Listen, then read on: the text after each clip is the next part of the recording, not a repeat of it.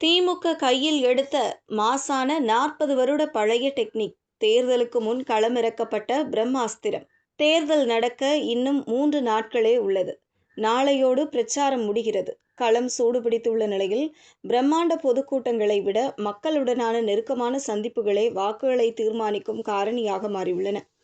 அந்த வகையில் திராவிட முன்னேற்றக் கழகம் இந்த முறை தனது தேர்தல் வியூகத்தில் ஒரு பெரும் மாற்றத்தை செய்துள்ளது.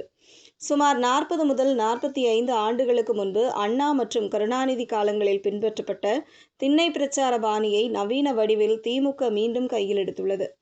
பொதுவாக அரசியல் கட்சிகள் பெரிய மைதானங்களில் ஆயிரக்கணக்கான மக்களை திரட்டி பொதுக்கூட்டங்கள் நடத்துவதை கௌரவமாக கருதுவர். ஆனால் திமுக நீண்ட காலமாகவே தெருமுனை கூட்டங்கள் நடத்துவதில் கைதேர்ந்தவர்கள்.